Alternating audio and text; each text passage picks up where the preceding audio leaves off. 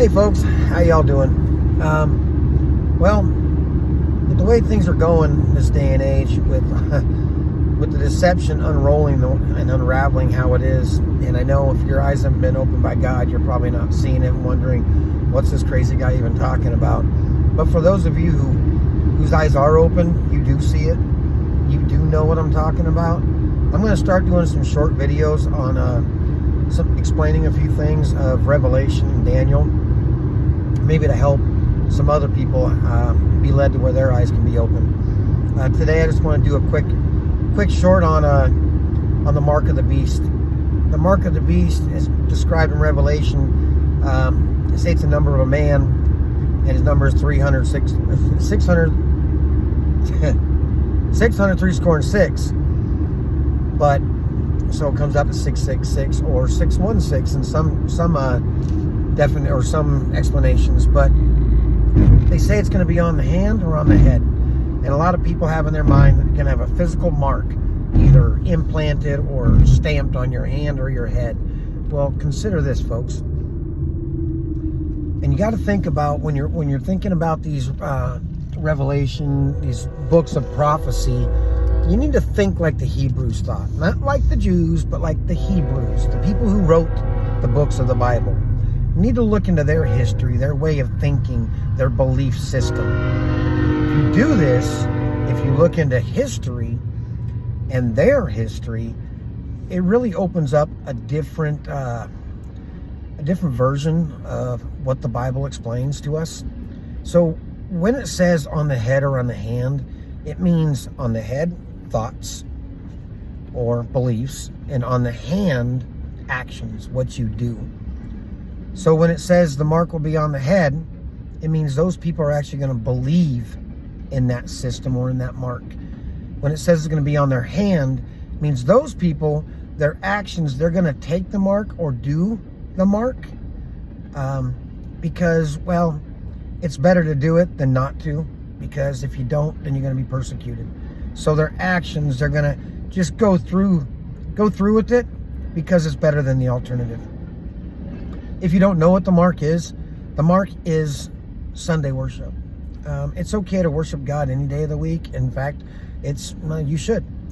But when you're forced to take a day of rest or take a certain day of the week, and only that day, and you're forced to not work, to not do anything, and it's on a day of the week where it's not biblical. The Sabbath would be, God created the world in 6 days, or created everything in 6 days, and then rested on the seventh. Well, it's the seventh day. It doesn't mean it's not the first day. And if you look at the Gregorian calendar that we're on, the first day of the week, and you can look at any calendar, is Sunday. The last day of the week, or the seventh day of the week, is currently Saturday on the Gregorian system. So you can look out for it. There are like 3 different calendar systems throughout the world. So look for this to happen. Look for all calendars to coincide with one another. Look for changes of that to come in the very near future, where everybody's going to be on the same calendar system.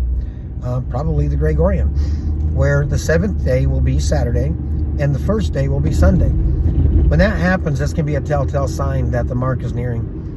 And start looking for legislation of days of rest for Sunday, where they're overworking everybody, and they're going to say it's for the common good. It's for the good of the family. Everybody needs a day of rest to be together, where they can worship or just be with their family and have a day off, to not do anything, or very, very limited. So when they start coming out with this legislation, which they are already pushing in some countries. In fact, Project 2025, I believe it's page like 85 or something. If you look into it, it talks about a day of rest and legislation for it. So these things are already taking place. They're already happening, and there's going to be a great big push for it very soon. So when and I know that we got the Jews who celebrate the Sabbath on the seventh day, which is Saturday. So they're going to have to be annihilated. Not annihilated. I don't mean that in an actual sense, but they're going to have to be converted in some way, shape, or form. So they're going to have to come out of that system to where, they no longer follow in their belief. And just think of how powerful it'll be if the Jews say, oh, don't worry about the Sabbath on Saturday. No, that's old system. That's old covenant. No, it's Sunday. It's the first day. It's the day Jesus resurrected. It's not the seventh day. Well, think about this, folks. Jesus was crucified on a Friday. This is a fact. He was crucified on a Friday. He rested on Saturday. And then he rose on Sunday. His day of rest, his Sabbath, was on the Saturday, the day he rested. It's not the day of the resurrection, folks. The day he rested. So even in the crucifixion, Jesus rested on the Sabbath. Look it up. It's factual history, all right? So think about these things. Mark of the beast. It's not going to be some chip. It's not going to be some jib-jab. It's probably not going to be a physical mark. I'm not saying these things may not be used to implement the actual mark. The mark is going to be Sunday worship or a Sunday day of rest. The day of the sun, the venerable day of the sun, as Constantine stated. If you look back in the history of the Catholic Church, they had Sunday laws where people who did not partake, they were persecuted, they were killed, they were jailed, they were excommunicated from the system. And if you're excommunicated from the system, it became illegal to kill you. Think about this. The beast system will be worshipped again, which is the Catholic system, the papacy. All right? You need to understand this. It's the only thing in the history of the world that matches the description in Revelation to a T. To a T. Get the description of the beast, match it up to the church. It's all there. Match it up to the papacy. Sits on a throne with two cherubim. Persecutes the saints. Or persecution of Christians, of everybody. Nobody did it more than the Catholic Church. The popes and bishops, the cardinals and bishops wear scarlet and purple. Changes God's times and laws. It all fits. It's a woman who sits on 7 hills. A woman in prophecy. Whether a whore or a virgin. A whore is an apostate church. A virgin is a good church. The only woman that sits upon 7 hills is the Vatican. In fact, Rome, the city of 7 hills. The only one that matches the description, folks. Look it up. It's all there for you to find, and it's not that hard. So, mark of the beast. Sunday worship. On the head, those who actually believe it. The faithful Catholics, the hardcore militant Catholics. Those who worship it on their hand just because they want to do it, because they don't like what the alternative is. So they'd rather just follow suit for the sake of for the sake of fitting in. Keep an eye for these things to come very soon. They're going to happen before you know it.